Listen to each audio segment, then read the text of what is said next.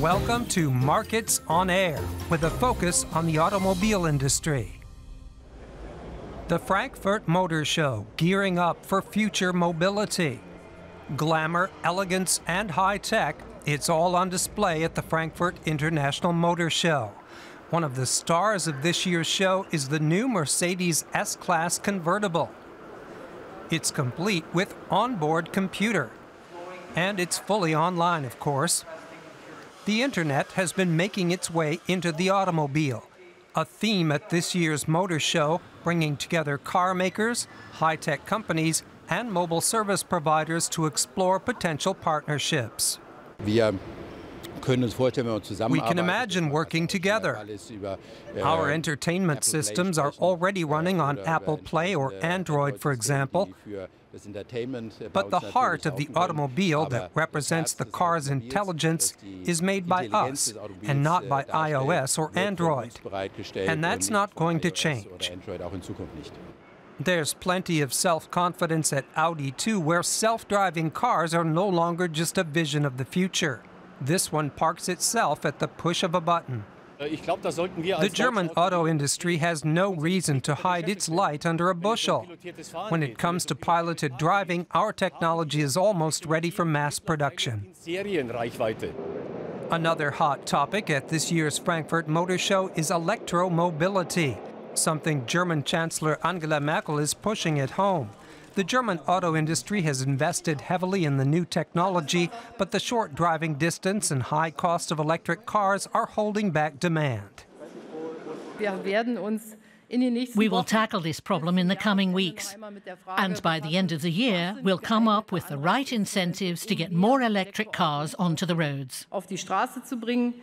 Experts say tax breaks or other incentives to buy cars might help, and they say Germany could use more charging stations to make driving them more practical. Eco-friendly travel, riding on the e-bus. This city bus looks like an ordinary diesel-powered vehicle, but it's all electric. In June, the city of Mannheim put 3 e-buses into service. They can be quickly recharged at the bus stops. This model isn't yet economically viable after a €6 million investment. But the project manager is hoping that e-buses will eventually become standard. It's still relatively expensive as a research and development project. The costs aren't commercially feasible yet, so it can't be compared with other vehicles. But a few things are in the pipeline concerning the battery, for example, and we expect considerable reductions in cost. The e-buses were developed by the Karlsruhe Institute of Technology. Researchers are working to make batteries cheaper and last longer, while programmers are working on optimizing the vehicle's software. They collect data on the battery charge status and charging process, the first time they've been able to do so in such detail.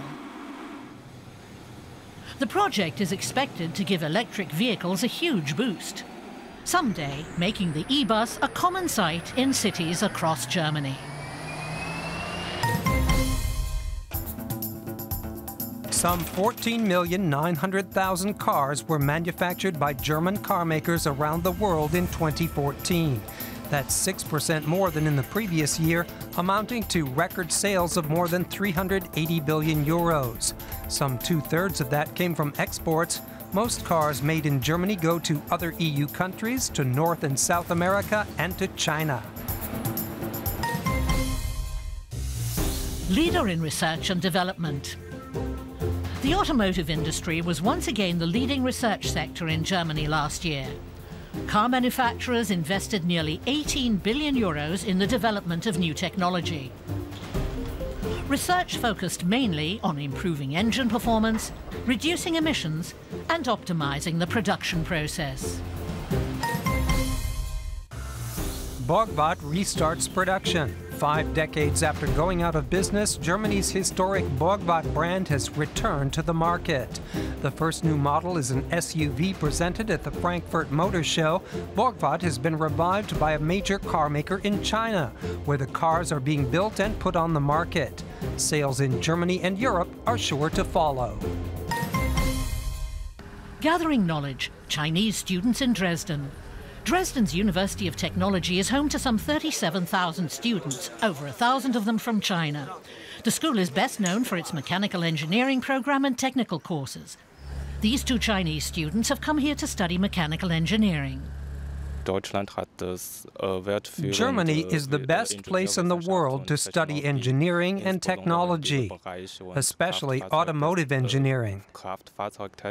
And it doesn't cost that much to study here. In Germany, you gain practical experience during your studies. That's a big advantage. The university also has a lot to gain from the influx of foreign students. Not just packed-out lecture halls, but the cultural enrichment the students bring with them. Professor Günther Prokop has hired 5 Asian students as assistants. He says they have a lot more to offer than just their language skills. Asian students tend to think differently than European students do, and when you're teaching them, you have to bear that in mind. Asian students are usually very focused on math and theoretical knowledge, and when you bring them together with European students, everyone benefits. Automotive engineers are in demand the world over. Han Chen and Ji Zhang haven't yet decided whether to remain in Germany after graduating or go back home to China.